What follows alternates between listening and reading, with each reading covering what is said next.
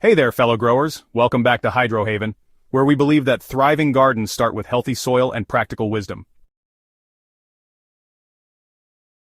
Today's topic is one that can completely change the way you garden no-till gardening. If you've ever wondered why your soil is hard, your plants are weak, and your harvests keep shrinking, even though you're working harder than ever, this is your wake-up call. This isn't just about saving your back from all the digging and tilling. It's about healing your soil, restoring nature's balance, and building a thriving garden that practically grows itself over time. So if your soil feels tired, lifeless, or just plain stubborn, lean in. This beginner's guide will show you how to turn things around, starting today, with real, actionable methods.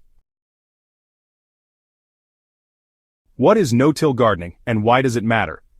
No-till gardening is a soil-first approach that's all about working with nature instead of against it. Instead of turning, breaking, or disturbing the soil structure with shovels or tillers, no-till focuses on building layers of organic matter right on top of your garden beds. The goal is to preserve soil biology, minimize erosion, and unlock the incredible power of microbes, fungi, and earthworms to do the heavy lifting for you. Most traditional gardens use tilling to loosen the soil and incorporate compost or fertilizer. The trouble is, this constant disturbance damages soil life. It destroys fungal networks, dries out the topsoil, and leads to compaction over time.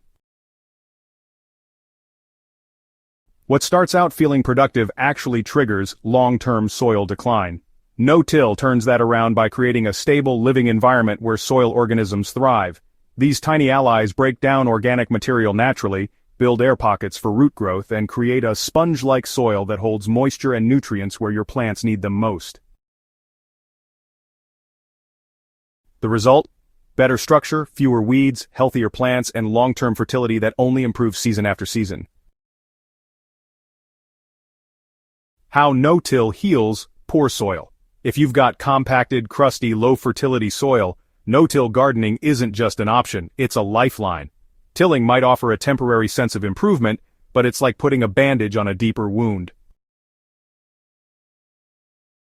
No-till, on the other hand, restores life to the soil in ways that conventional methods can't.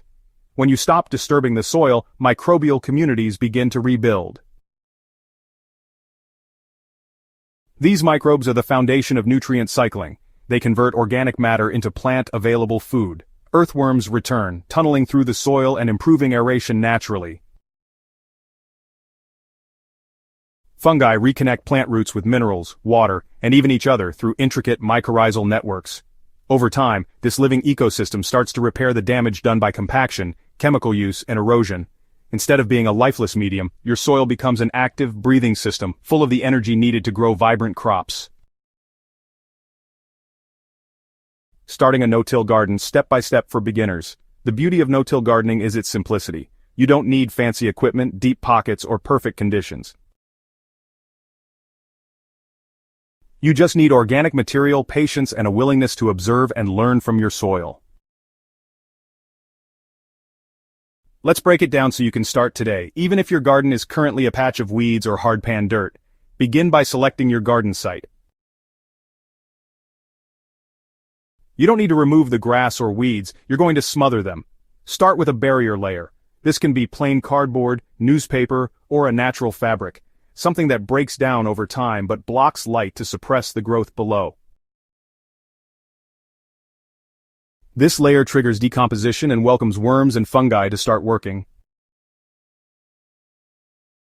On top of that base, begin layering organic material. Add compost, aged manure, shredded leaves, straw, or spent plant matter, whatever you have. Alternate green materials, which are high in nitrogen, with brown materials that are high in carbon to mimic nature's natural composting process. Keep building this layer up several inches thick. The more diverse your layers, the richer your soil will become. Now let that bed rest. Water it down to activate microbial life and allow time for decomposition to begin. You'll be amazed how quickly the life comes back. When you're ready to plant, just pull back a small section of mulch or compost and tuck your seedlings into the loose, rich layers below. If you're starting from seed, Place them in a shallow compost pocket so they can sprout without resistance.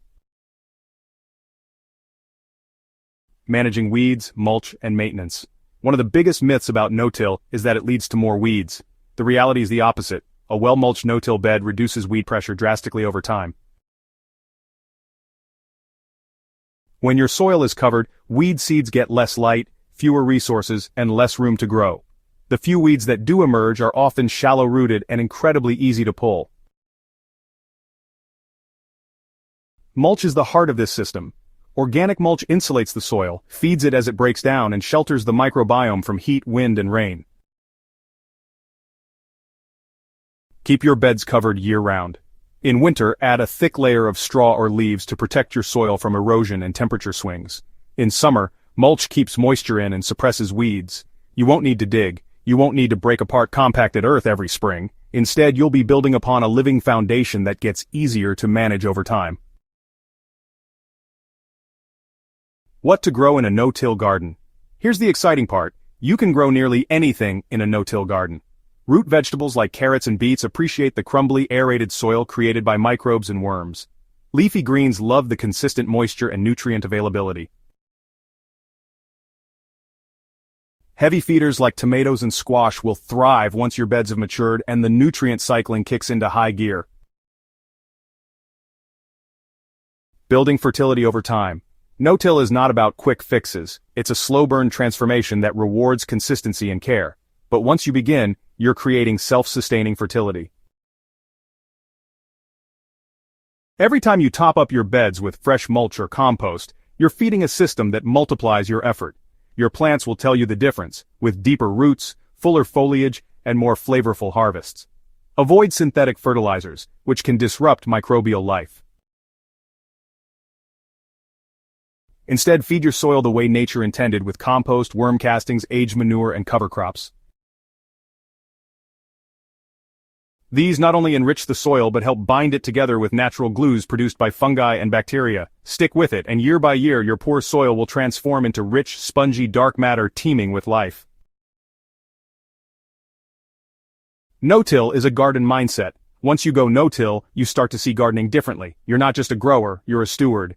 You begin to think like the forest floor, like a prairie. You notice the layers, the patterns, the partnerships happening underground. And that shift changes everything. You begin to trust that nature knows what it's doing, and your role is to support it, not override it. This method doesn't just grow plants, it grows understanding, and that's what makes no-till gardening such a powerful personal journey. Let's grow smarter, together. So there you have it, your complete beginner's guide to healing poor soil with no-till gardening. It's natural, it's low cost, it's sustainable. And it works, whether you're starting a garden from scratch or trying to revive a tired plot. If this guide helped you understand the power of no-till and gave you the confidence to try it yourself, help us grow the Hydrohaven community. Subscribe to the channel so you don't miss our next deep dive.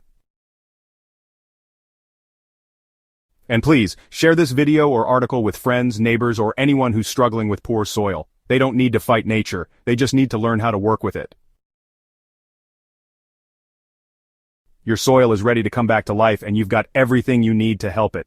Let's grow smarter, grow stronger, and build the gardens of the future, one living layer at a time. Stay rooted, Hydrohaven.